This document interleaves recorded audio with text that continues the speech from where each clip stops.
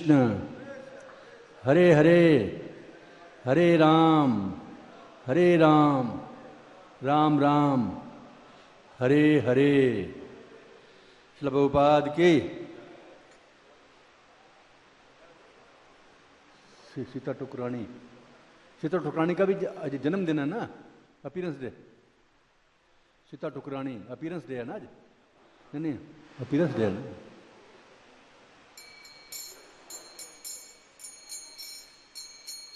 जय राधा माधव कुंज बिहारी,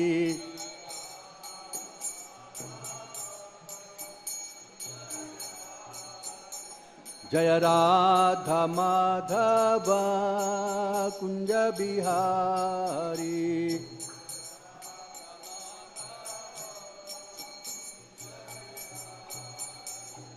गोपी जन वल्लभ गिरिवरधारी,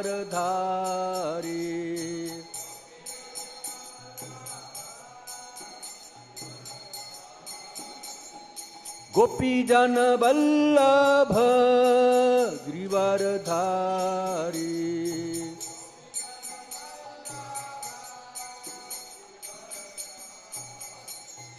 यशोधानंदन ब्रज जन रंजन,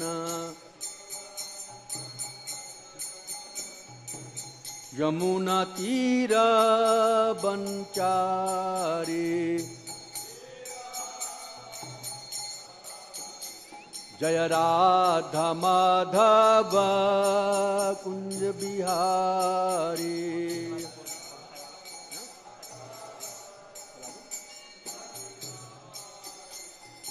गोपी जन वल्लभ गिरिवरधारी,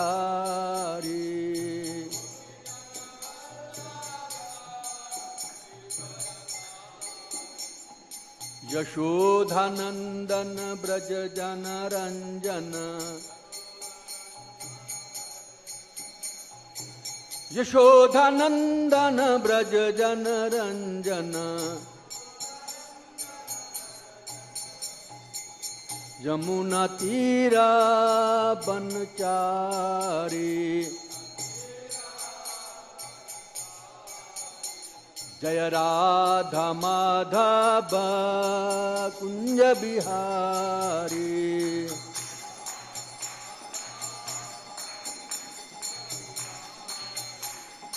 नमो विष्णुपदाय कृष्ण पृष्ठाय भूतले, श्रीमते भक्ति वेदांत स्वामी इति नामिने नमः।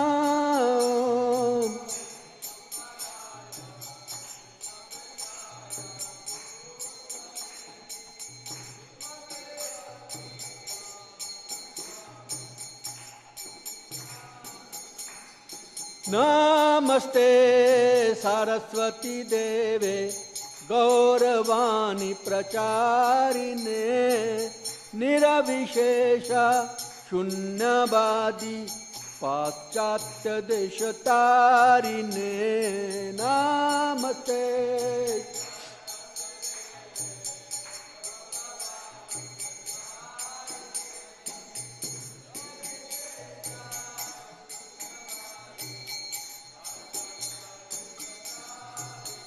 जय श्री कृष्ण चैतन्य प्रभो नित्यानंदा, श्री अद्वैता गदाधर श्रीवासादि गौर भक्त वृंदा।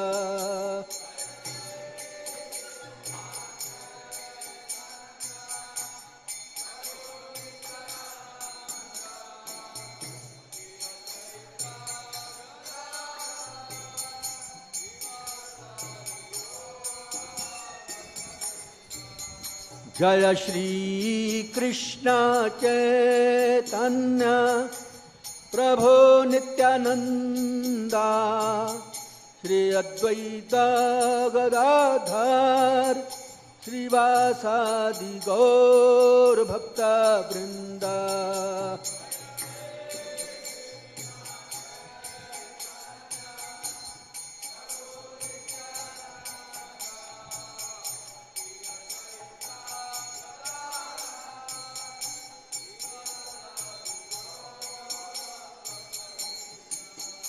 हरे कृष्ण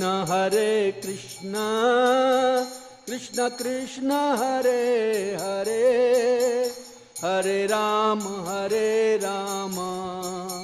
राम राम हरे हरे,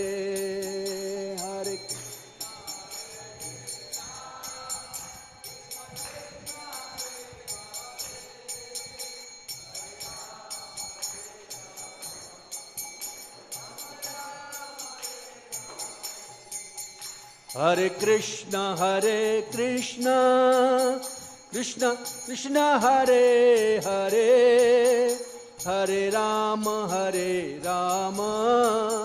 राम राम हरे हरे।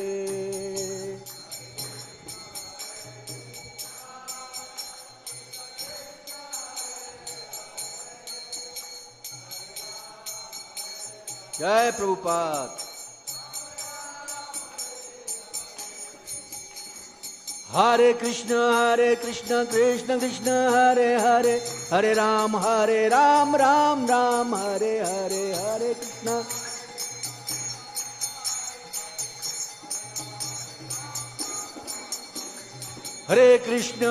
कृष्ण कृष्ण कृष्ण हरे हरे, हरे राम राम राम हरे हरे।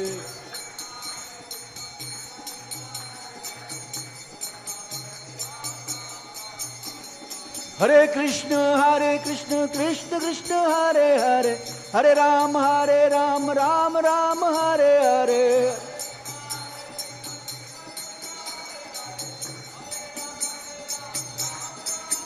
हरे कृष्ण कृष्ण कृष्ण हरे हरे, हरे राम राम राम हरे हरे।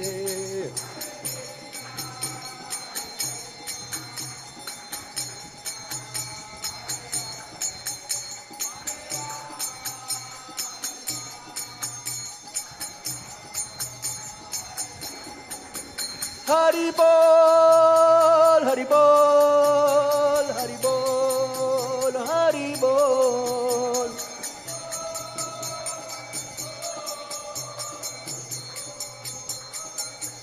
जय प्रभुपादा प्रभुपादा श्रील प्रभुपादा। प्रभुपाद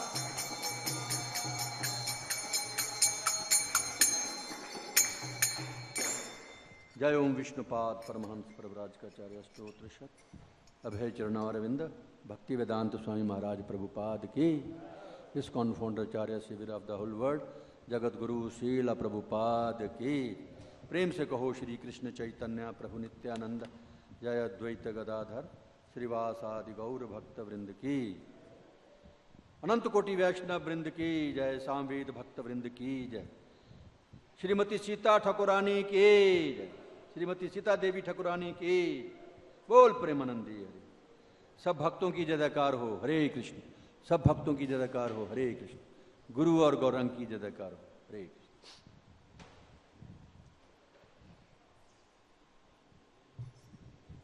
सबसे पहले सीता ठाकुरानी के विषय में हम किताब में से पढ़ेंगे। आज सीता ठाकुरानी जी का जन्मदिन है, आविर्भाव है। सीता ठाकुरानी शांतिपुर में श्री अद्वैत आचार्य प्रभु की नित्य पत्नी के रूप में रहती थीं।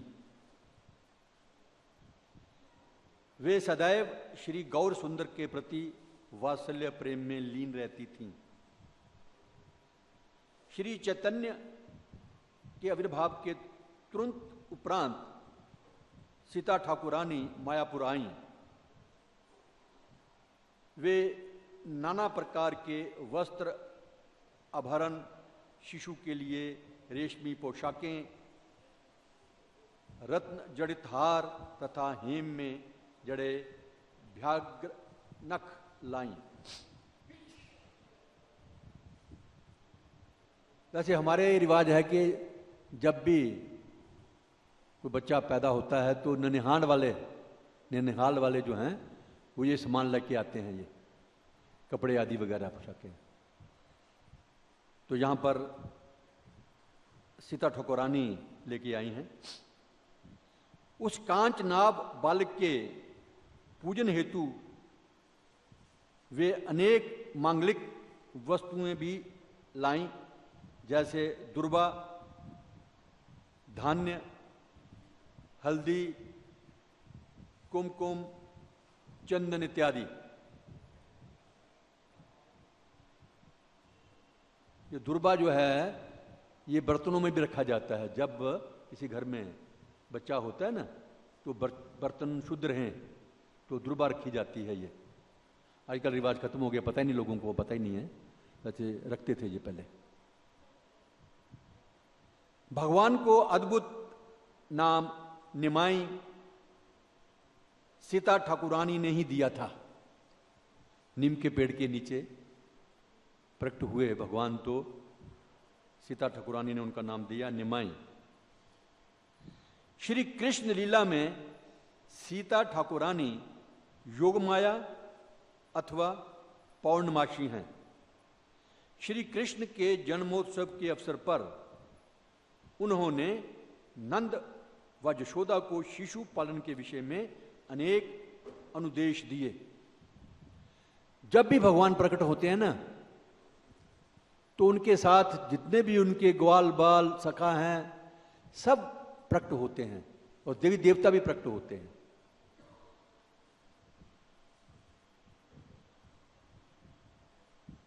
उसी के सदृश गौर लीला में सीता देवी शिशु निमाई के पालन पोषण में प्रायः सची माता की सहायता करती थीं। सीता देवी तथा सची माता एक ही भाव था।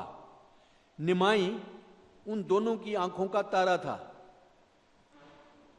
सीता देवी के शुद्ध वात्सल्य प्रेम के कारण सची माता किसी मंगलोत्सव पर निमाई पंडित के पूजन हेतु अग्रजन के रूप में प्रायः उनका ही चयन करती थी।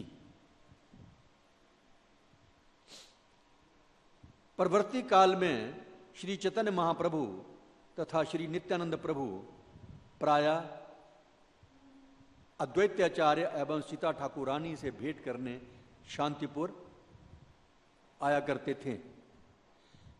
वे समस्त पड़ोसियों को एकत्र कर लेते और एक गुंजायमान श्री कृष्ण नाम लीला कीर्तन का आयोजन करते जो देर रात तक चलता रहता था। जब चैतन्य महाप्रभु जगन्नाथपुरी प्रस्थान कर गए तब अद्वैत प्रभु एवं सीता देवी नियमित रूप से उनसे मिलने आया करते थे। सीता देवी महाप्रभु के प्रिय पकवान पकाती तथा उन्हें मध्याह्न भोजन परोसती। सीता देवी चैतन्य महाप्रभु को पुत्रवत प्रेम करती तथा वे उन्हें मातृवत प्रेम करते। श्रीमती सीता ठाकुरानी की जय।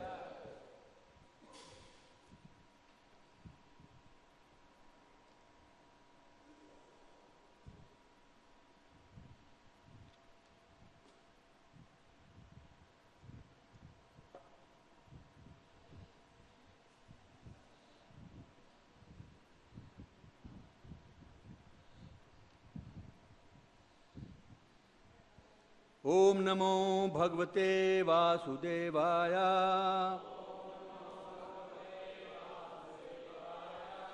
ओम नमो भगवते वासुदेवाय। ओम नमो भगवते वासुदेवाय।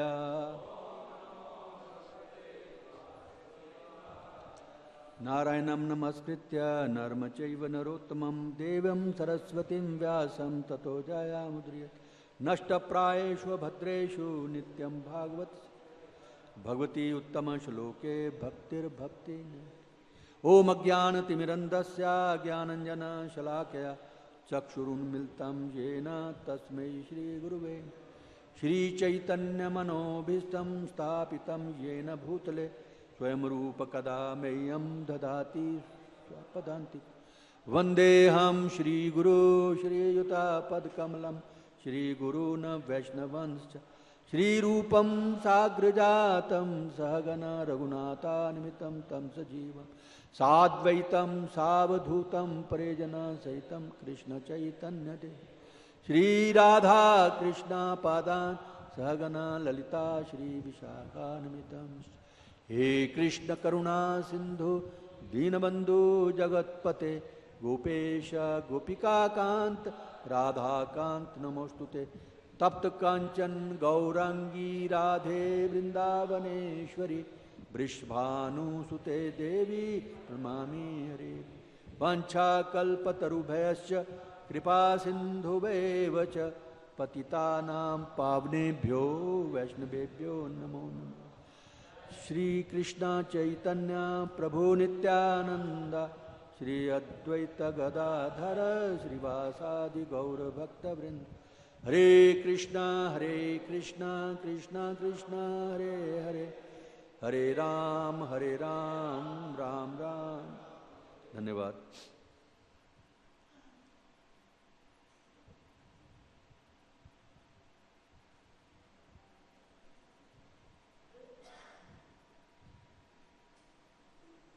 श्रीमद् भागवतम स्कंद 5 अध्याय 5 श्लोक संख्या 10 से लेकर के 13 तक है। 10, 11, 12 श्लोक मैं खुद पढ़ूंगा, उसके बाद 13वां श्लोक हम सब दोहराएंगे।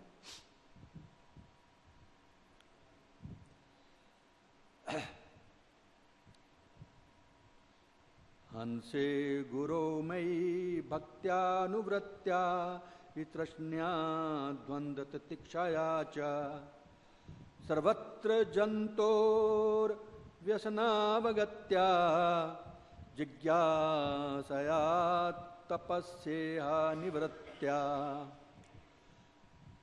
मत्कर्मभिर्मत्कथ्या च नित्यं मध्येव संगाद गुणकीर्तनाम्ने निर्वैररसाम्योपशमेन पुत्रा जिहासया देह गेहात्मबुद्धे अध्यात्मयोगेन विविक्त सेव्या प्राणेन्द्रियात्म अभिजयेन सद्रग सच्छ्रद्ध्या ब्रह्मचर्येण शश्वत असंप्रमादेन जमेन वाचाम। श्लोक संख्या 13। सर्वत्र मद्भाव विचिक्षणेन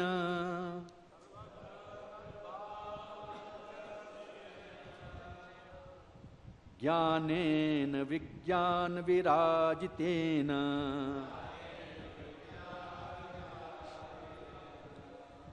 योगेन धृत्या उद्यम सत्वयुक्तो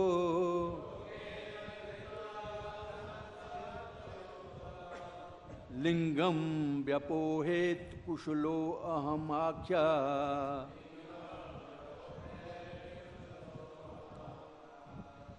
सर्वत्र मद्भाव विचिक्षणेन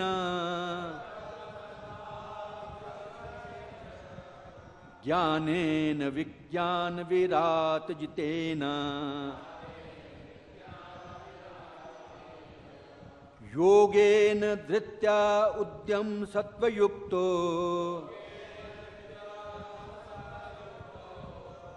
लिंगम व्यपोहेत कुशलोहमाख्याम। पढ़िए।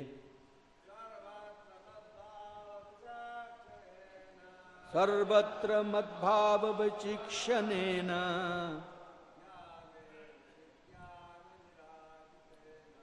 ज्ञानेन विज्ञान विराजितेन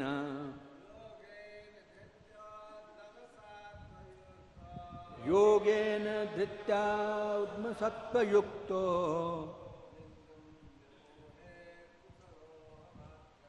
लिंगम व्यपोहेत कुशलो अमाख्या।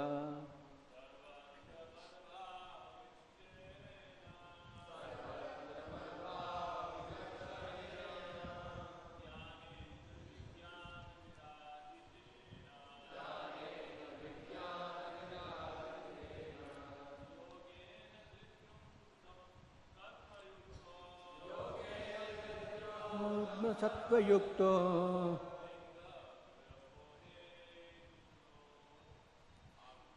लिंगम व्यपोहेत कुशलो हमाग। लेडीज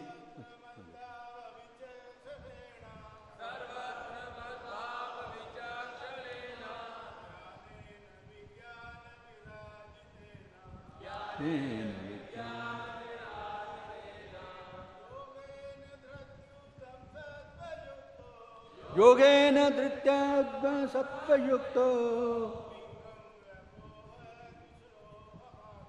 लिंगम व्यपोहेत कुशलो। लेडीज एक लेडीज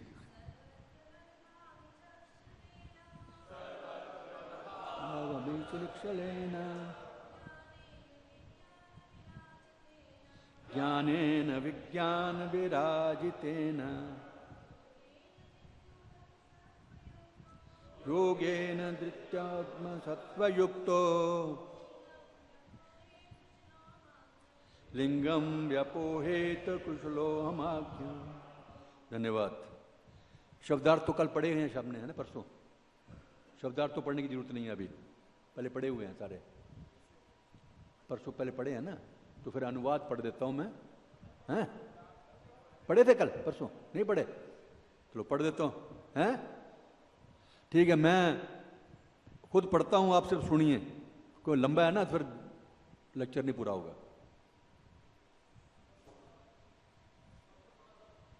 शब्दार्थ पढ़े थे? ये कुछ बोलते हैं नहीं पढ़े, कुछ बोलते हैं पढ़े। ठीक है ठीक है, अनुवाद पढ़ता हूं। अनुवाद श्रील प्रभुपाद जी के द्वारा। हे पुत्रो, तुम्हें सिद्ध गुरु अर्थात परमहंस को ग्रहण करना चाहिए।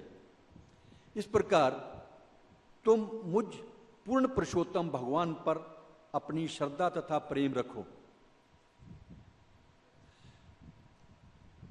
सबसे पहले यहां पर इस श्लोक में यह बताया गया है कि गुरु में पूर्ण श्रद्धा रखो। जितने भी नियम बता रहे हैं ऋषभदेव जी अपने पुत्रों को, उनमें यही भाव है उनका कि हमें डायरेक्टली भगवान को अप्रोच नहीं करना है। गुरु के माध्यम से डायरेक्ट हम भगवान को समझ भी नहीं सकेंगे। तो पहली लाइन में ये दे दिया, हे पुत्रो, तुम्हें सिद्ध गुरु अर्थात परमहंस को ग्रहण करना चाहिए। इस प्रकार तुम मुझ पूर्ण पुरुषोत्तम भगवान पर अपनी श्रद्धा तथा प्रेम रखो।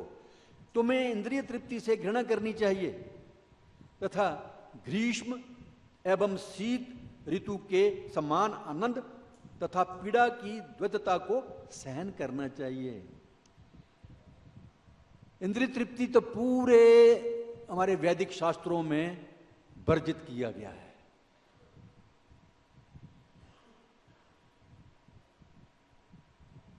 और जो दुख और सुख तथाकथित जो इस भौतिक जगत में आते हैं, उनको भी ऐसे सहन करना है जैसे सर्दी और गर्मी को हम सहन करते हैं। आजकल बहुत गर्मी आ रही है, लेकिन फिर भी सहन करना पड़ता है। नहीं करेंगे तो क्या करेंगे? करनी पड़ेगी। हाँ, पंखे के बगैर तो कईयों के पंखे भी नहीं है, कईयों के तो आजकल एसी कूलर हैं, लेकिन कईयों के बाजार में पंखा भी नहीं होता है, तो सहन करना पड़ता है। इसी प्रकार सुख दुख को भी सहन करना हमें आना चाहिए। उन जीवात्माओं की कष्टमय दशा को समझने का प्रयास करो जो स्वर्ग में भी दुखी रहती हैं। इसका अर्थ यह हुआ, ब्रह्मा लोक से लेकर नीचे सूतल पातल आतल सब दुखी हैं। कोई आदमी इस भौतिक जगत में सुखी नहीं रह सकता है, क्योंकि ये बना ही इस किस्म का है। सत्य का दार्शनिक तौर पर अन्वेषण करो। सत्य मतलब कौन है? कृष्ण भगवान। इसकी खोज करनी चाहिए हमें। ये मानव शरीर मिला ही इसीलिए है, कृष्ण का अन्वेषण करने के लिए, सत्य का अन्वेषण करने के लिए।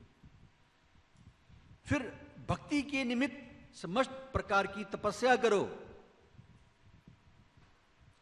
इंद्रिय सुख के लिए प्रयत्नों का परित्याग करके ईश्वर की सेवा में लगो। भगवान की कथा का श्रवण करो और सदैव भक्तों की संगति करो। गुरु की शरण लो, भक्तों की संगति करो, तब हम अपना जो मनुष्य जीवन जिस लिए मिला है हमें, उसको कृतार्थ कर सकते हैं, पूरा कर सकते हैं। साधु संग सर्वशास्त्र कहे, सारे शास्त्रों का ये निचोड़ है। साधु संग होना चाहिए। ईश्वर का कीर्तन और गुणगान करो और सबों को आध्यात्मिक स्तर पर संभाव से देखो। बहुत जरूरी है कीर्तन करना भगवान का, उनके गुणों का गुणगान करना और सबको संभाव से देखना चाहिए। शत्रुता त्याग कर क्रोध तथा शोक का दमन करो। स्वयं को देह तथा घर के साथ ना जोड़ते हुए शास्त्रों का अध्ययन करो। एकांतवास करो और प्राणवायु, मन तथा इंद्रियों को पूर्णतया वश में करने का अभ्यास करो। ये प्राणवायु वगैरह जो अष्टांग योग में बताया गया है, ये इसलिए किया जाता है कि इंद्रियों को पूर्णता से वश में किया जाए। लेकिन हमारे वैदिक शास्त्र कहते हैं कि जो शुरू से ही अगर कृष्ण भक्ति में लग जाता है, भगवान का प्रसाद लेता है, जीवा का इस्तेमाल करता है भगवान का प्रसाद लेने के लिए। उपदेशामृत में यही कहा है ना, पहली भक्ति जीवा से शुरू होती है। तो जीवा से भगवान का प्रसाद लीजिए और भगवान के कीर्तन कीजिए और भगवान का गुणगान कीजिए। अच्छा, प्रचार भी आप जीवा से कर सकते हैं शुरुआत, प्रसाद दे करके। प्रसाद जरूर देना चाहिए सबको। जो गृहस्थी हैं उनको भी चाहिए कि घर में जो भी प्रसाद बनता है भगवान का भोग लगाने के बाद, तो केवल अपने लिए नहीं बनाएं, एक दो आदमी फालतू के लिए, जितनी आपकी समर्था है कम से कम एक आदमी के लिए तो प्रसाद फालतू बनाना ही चाहिए।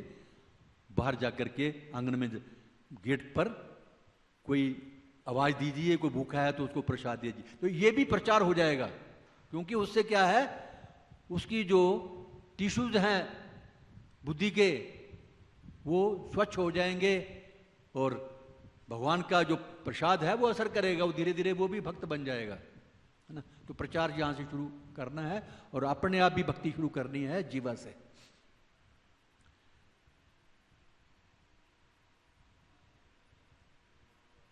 हाँ, वैदिक साहित्य अर्थात शास्त्रों पर पूर्ण श्रद्धा रखो और सदैव ब्रह्मचार्य व्रत का पालन करो।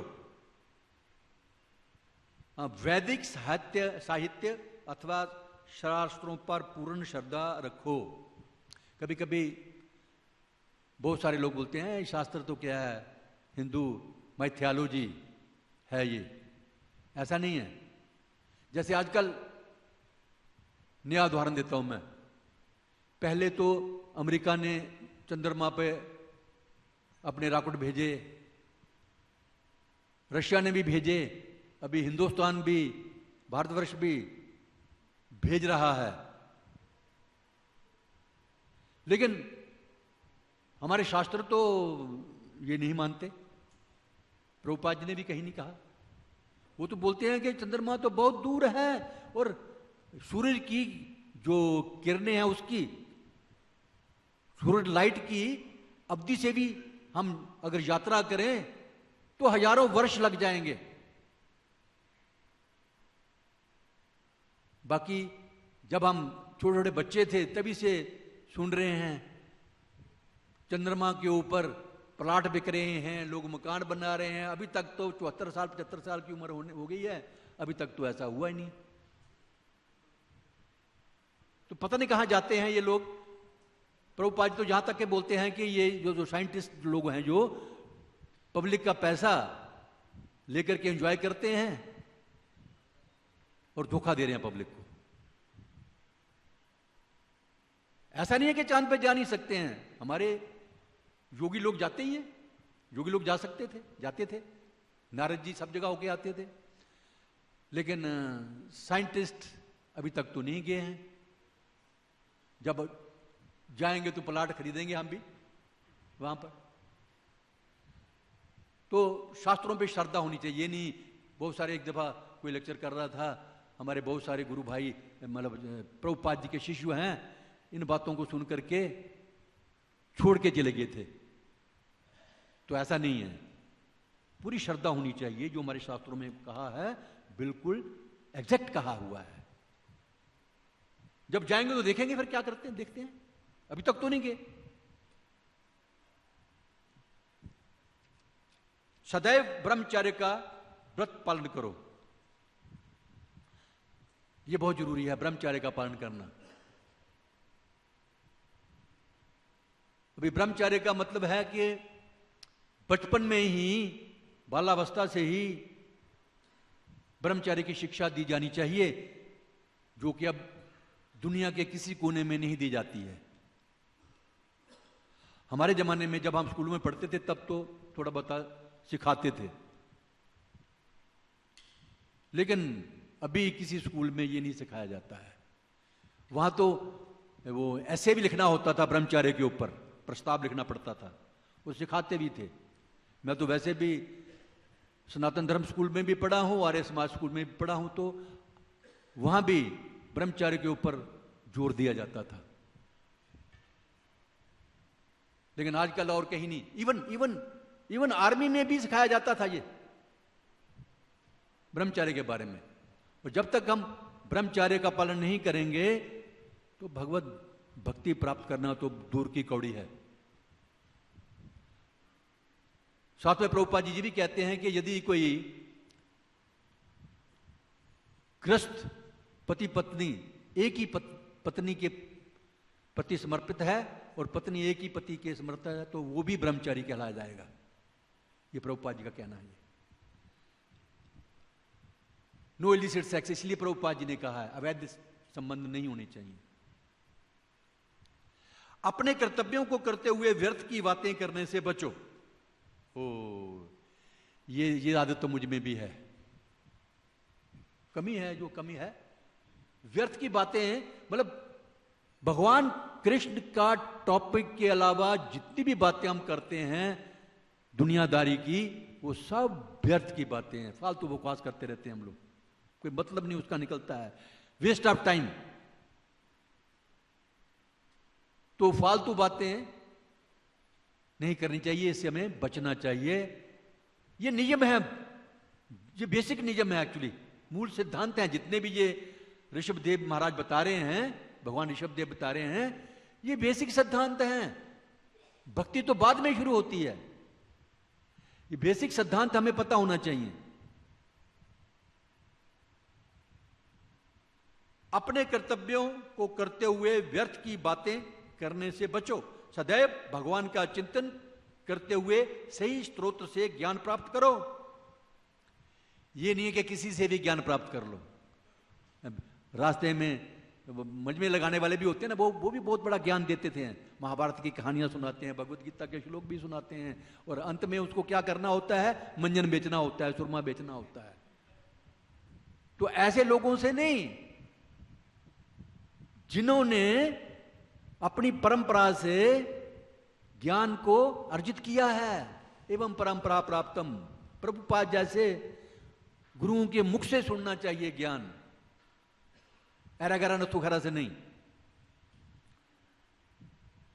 सदैव भगवान का चिंतन करते हुए सही स्रोत से ज्ञान प्राप्त करो। तो यहां पर अभी सवाल पैदा होता है कि क्या आप लोग भी इतने बड़े चिड़े हैं ज्ञान में? हाँ, हो सकता है कि हम में कुछ है, लेकिन मैं तो नहीं हूं ज्ञान में बड़ा चिड़ा। लेकिन प्रभुपाद जी के शब्दों पर पूर्ण विश्वास है और वही चीजें हम बोल रहे हैं, अपनी तरफ से नहीं बोल रहे हैं, इसलिए ये ज्ञान परफेक्ट है। इस प्रकार उत्साह एवं धैर्य पूर्वक भक्ति योग का अभ्यास करते रहने से तुम्हारा ज्ञान और अहंकार जाता रहेगा। तुम्हारा ज्ञान बढ़ेगा और अहंकार जाता रहेगा। भक्ति योग करना है धैर्यपूर्ण। ये नहीं यार मुझे तो 40 साल हो गए, अभी कोई भगवान का तो साक्षात्कार हुआ ही नहीं, भगवान के तो दर्शन हुए ही नहीं, पता नहीं कब होंगे, कब मैं भक्त बनूंगा। अच्छा, तो 40 साल में कुछ नहीं मिला है, तो अभी और 10-20 साल रह गए हैं, तो अभी क्या मिलने वाला है? तो निराश हो जाएंगे तो छोड़ देंगे, सब भक्ति भी छोड़ देते हैं कभी कभी। निराश नहीं होना है, लगे रहना है भक्ति में दृढ़ता के साथ, धैर्यपूर्ण। धैर्य रखिए भाई, जब धीरे धीरे धीरे धीरे भक्ति में ज्ञान में हम परिपक्व होंगे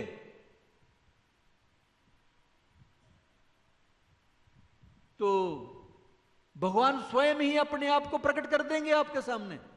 उपदेशामृत में यही तो कहा है ना, स्वयं सुफुर्तदा, स्वयं अपने आप को प्रकट कर देंगे भगवान। लेकिन पहले उस योग्य हमें बनना है, धैर्यतापूर्ण, धैर्य रख करके, धीरता से। धैर्य नहीं छोड़ना है। तात्पर्य श्रील प्रभुपाद जी के द्वारा जहां तक पढ़ा हुआ है पहले वो मैं जल्दी जल्दी पढ़ता हूं, उसके बाद जो पढ़ना है नया तो वो वहां पर थोड़ा सा रुकेंगे।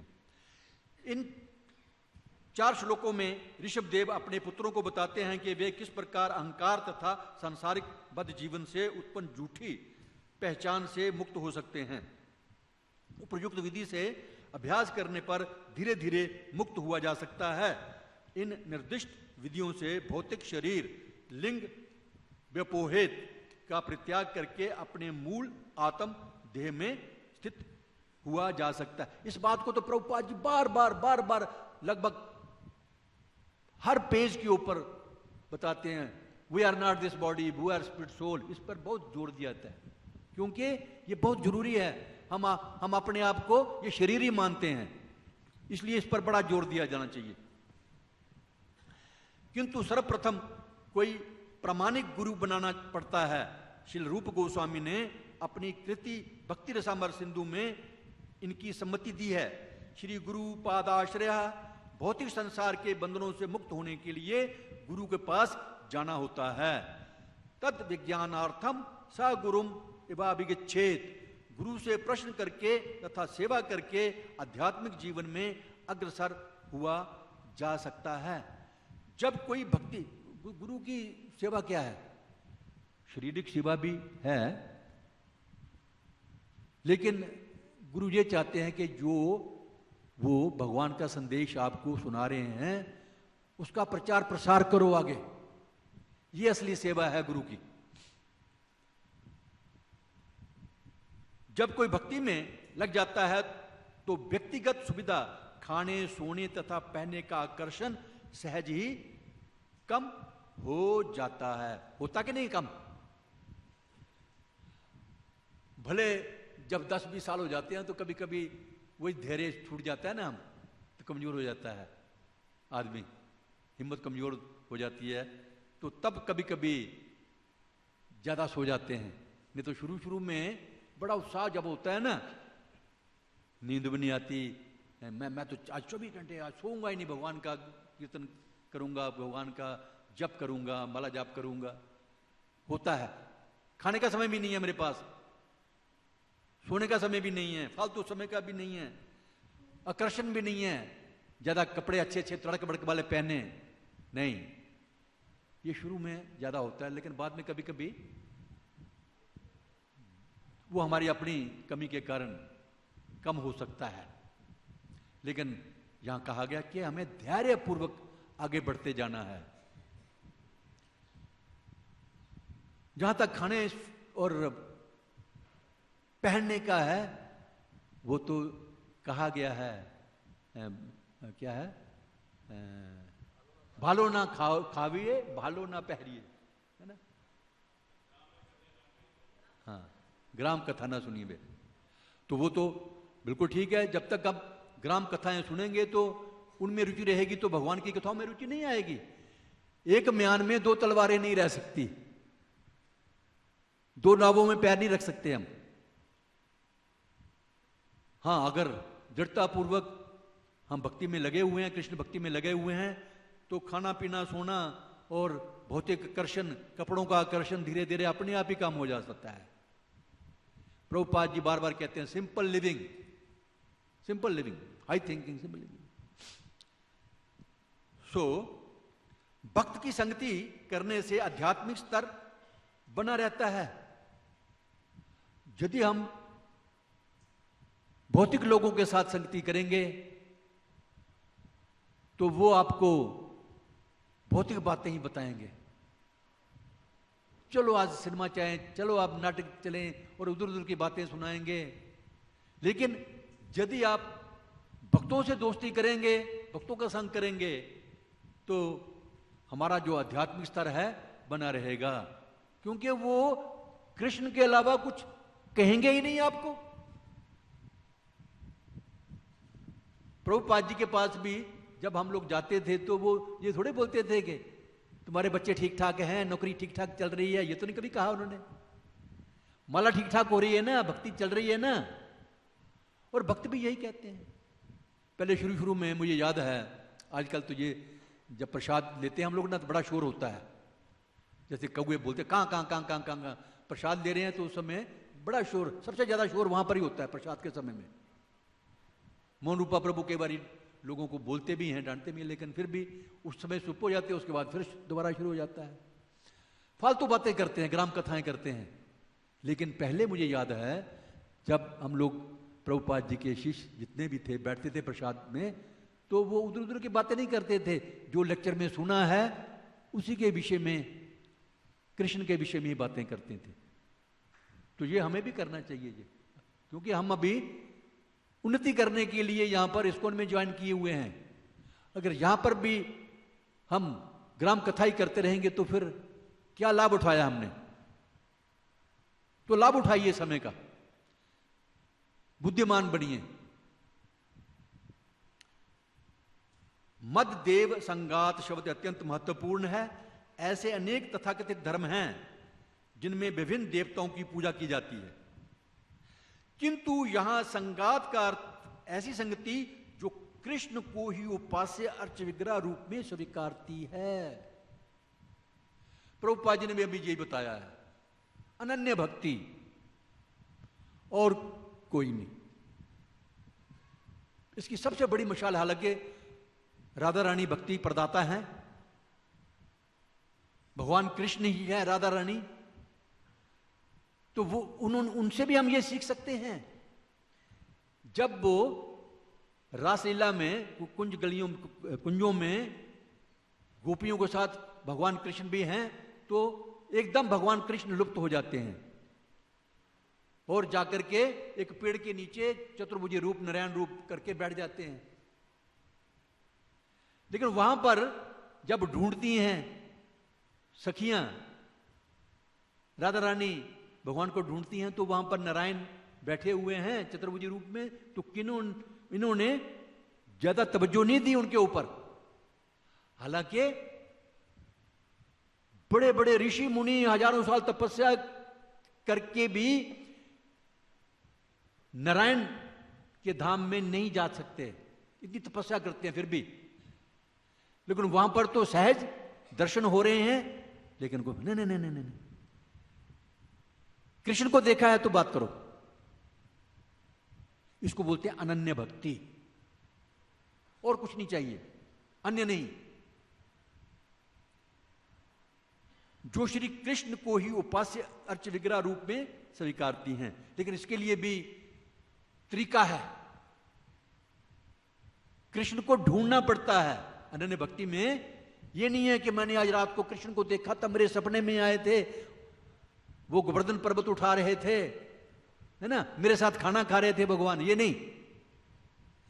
हमें अपने गुरु परंपरा में जो हमने सीखा है 6 गोस्वामियों द्वारा, हालांकि वो काम थोड़े थे, वो दर्शन नहीं किए होंगे उन्होंने भगवान के, अवश्य किए होंगे, लेकिन कभी उन्होंने शोर नहीं मचाया जाकर के। वो तो हमेशा वृंदावन की गलियों में, कुंजों में क्या बोलते थे, हैं? हे राधे ब्रज देवी, कहां हो, सुनो, नंद सुत सुनो, कहां हो, मेरे कृष्ण कहां हैं? ये पेड़ों तुम बताओ कृष्ण कहां हैं? कहां है राधा रानी? ये ढूंढना पड़ेगा, हमें सर्च करनी पड़ेगी। ये नहीं कि मैंने रात को देखा था, नहीं, अपने गोस्वामियों की तरह ही हमें भगवान को ढूंढना है, सर्च करनी है। इसके लिए हमें, क्योंकि हम शुद्ध तो है नहीं, बड़े गंदे हैं, लेकिन राधा रानी से अगर प्रार्थना करें,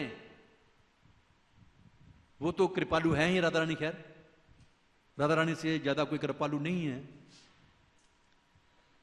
तो राधा रानी कृपा बरसा देगी अगर हमारे ऊपर, तो तुरंत ही कृष्ण की गोद में हमें बिठा देगी वो, और कृष्ण मना नहीं कर पाएंगे, क्योंकि राधा रानी ने कृष्ण की गोद में बिठाया है हमें, स्वच्छ कर देगी हमें। चाहे मूर्ख नंबर 1 क्यों नहीं हो श्रीधाम, लेकिन राधा रानी की कृपा हो जाती है तो कृष्ण के दर्शन हमें हो सकते हैं, कृष्ण की कृपा हमें प्राप्त हो सकती है। यह तरीका है कृष्ण को अप्रोच करने का, गुरु माध्यम से, परंपरा के माध्यम से। द्वंद्व तितिक्षवा शब्द भी महत्वपूर्ण है। जब तक प्राणी संसार में रहता है तब तक इस देह से आनंद तथा कष्ट मिलता ही रहता है। जैसे शुरू में मैंने बताया आपको, दुखालयम शाश्वतम, ब्रह्मा लोक से लेकर ब्रह्मा को भी मरना पड़ता है, उनकी भी स्थिति ऐसी नहीं है, वहां भी परिस्थितियां ऐसी ही हैं जैसे यहां पर हैं, केवल ड्यूरेशन ऑफ लाइफ ज्यादा है, ज्यादा थोड़ा सा भोग मिल सकता है पृथ्वी लोक से ज्यादा, लेकिन जो मूल समस्या है, जो 3 ताप हैं, अधिदेविक, अधिभौतिक, आध्यात्मिक, ये सभी जगह आपको मिलेंगे ही। जन्म मृत्यु जरा व्याधि दुख दोषानुदर्शनम, ब्रह्मा लोक से लेकर के सूतल पताल तक भी ये ऐसा ही है, मोतक संसार, कष्ट मिलता ही रहेगा। जैसा कि भगवत गीता में श्री कृष्ण उपदेश देते हैं, ताम ततिक्ष्वा स्व भारतः, मनुष्य को इस संसार में सुख तथा दुख को सहना सीखना होता है। उसे चाहिए कि वह अपने परिवार से विरक्त होकर ब्रह्मचर्य पालन करे। शास्त्रों के अभिमत के अनुसार अपनी पत्नी के साथ संभोग करना ब्रह्मचर्य माना जाता है। हाँ, ये शुरू में बताया था मैंने, किंतु व्यभिचार वर्जित है। अवैध संग जो है वो बिल्कुल क्या है, रॉयल रोड टू हेल, नरक का द्वार है, रोड है वो पक्की, जीटी रोड, क्योंकि ये धार्मिक नियमों के विपरीत है और इससे आध्यात्मिक चेतना जाती रहती है। ऐसा आदमी आध्यात्मिक बन ही नहीं सकता है। विज्ञान विराजित भी ऐसा ही महत्वपूर्ण शब्द है। प्रत्येक कार्य वैज्ञानिक विधि से तथा वैज्ञानिक विवेकपूर्ण रीति से किया जाना चाहिए। मनुष्य को सिद्ध जीव होना चाहिए। इस प्रकार भौतिक बंधन से छूट सकते हैं। जैसा कि श्री मध्वाचार्य इंगित करते हैं, इन चारों श्लोकों का सार समाहार यह है कि इंद्रिय तृप्ति की आकांक्षा न रखकर कार्य करते हुए ईश्वर की प्रेममयी सेवा में सदैव संलग्न रहना चाहिए। लेकिन आजकल का परिवेश ही ऐसा है, कुछ बन गया हुआ पूरी दुनिया में, विदेशों में तो खास करके 24 घंटे पशुओं की तरह काम करते हैं, गधे की तरह काम करते हैं, और बाद में आकर के मांस खाएंगे, दारू पिएंगे और यौन संबंध बनाएंगे।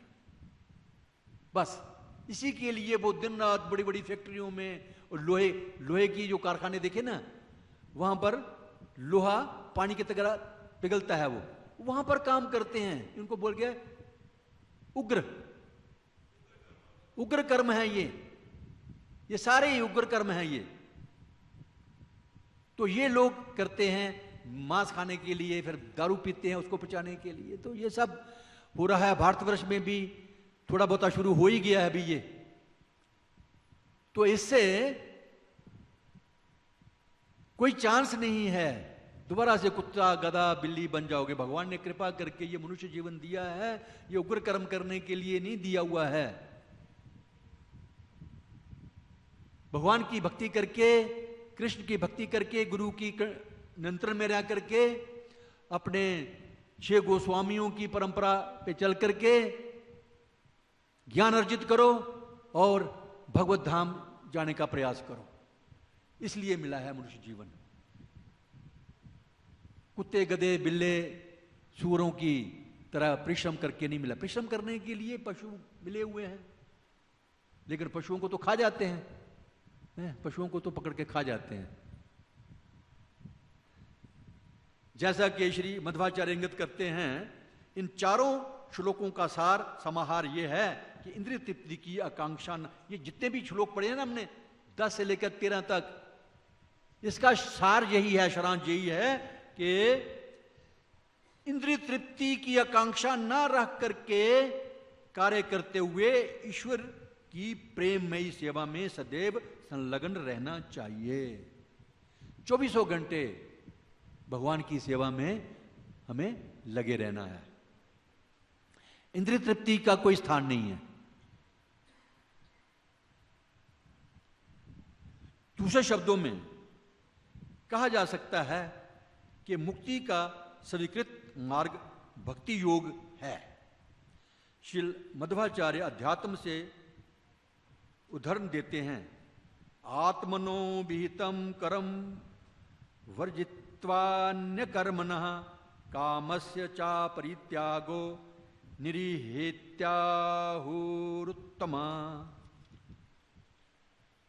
मनुष्य को चाहिए कि आत्मा के लाभ हेतु ही सारे कार्य करे और अन्य कार्यों का परित्याग कर दे।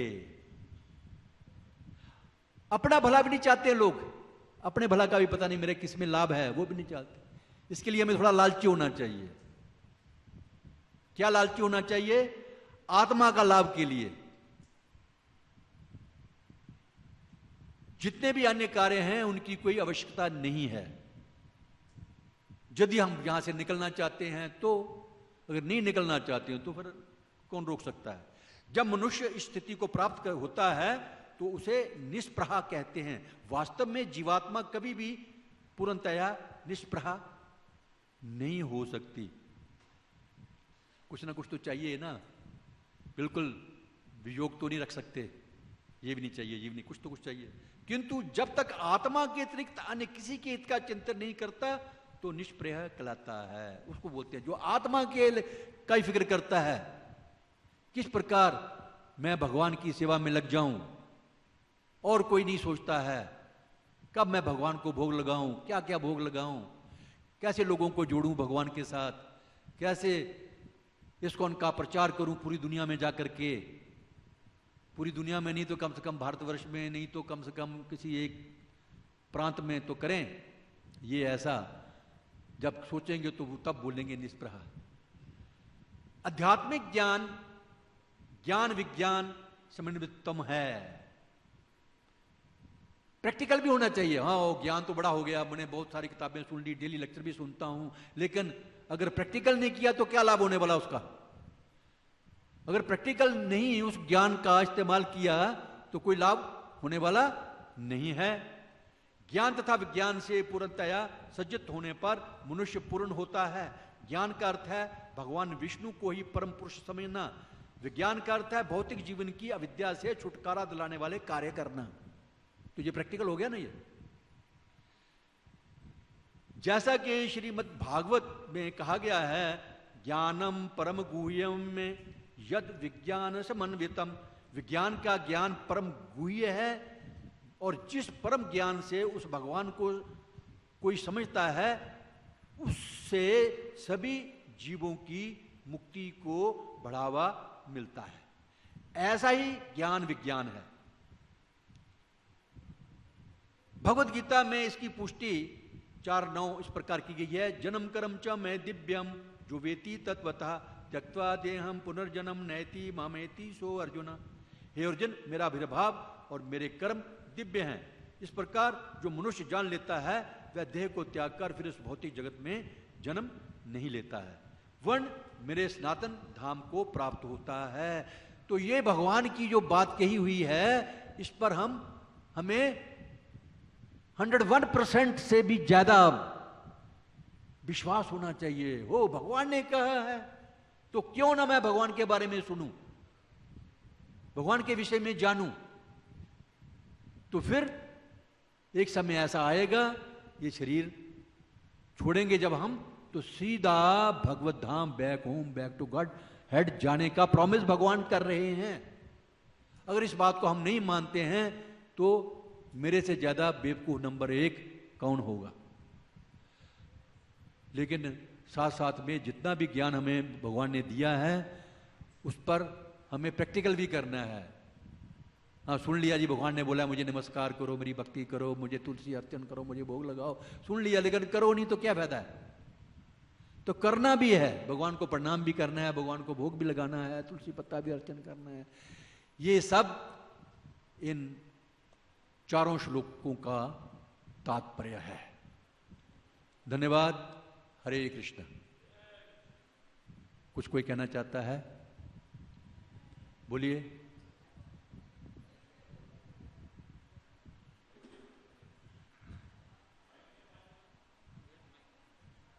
ऐसे बोल दो, सुनाई देगा।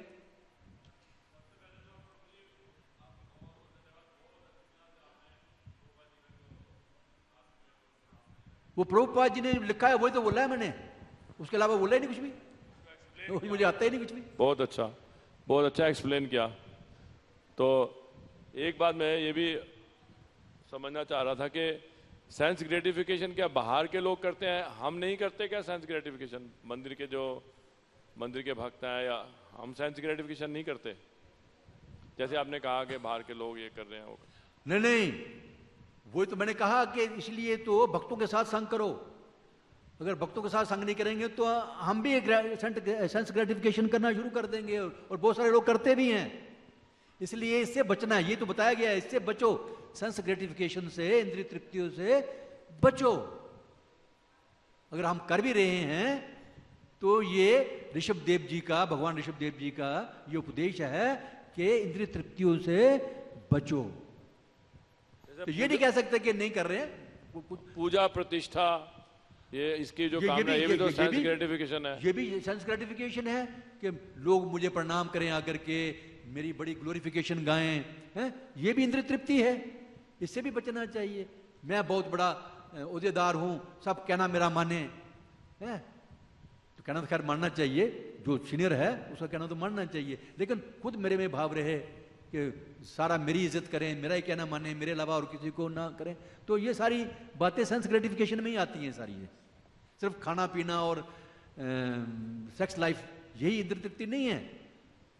ऊंचा पद चाहिए मुझे, लोग मेरी प्रशंसा करें, मुझे प्रणाम नहीं करेंगे तो मैं श्राप दे दूंगा, तो ये सब सेंस ग्रेटिफिकेशन, इंद्रिय तृप्ति हैं ये।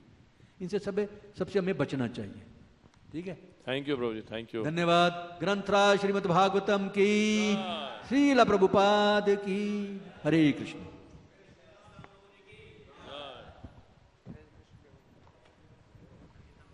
हरे कृष्ण।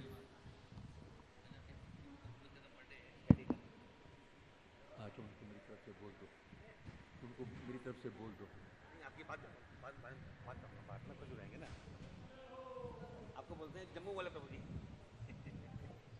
नाम भुलाते हैं सबसे वो 81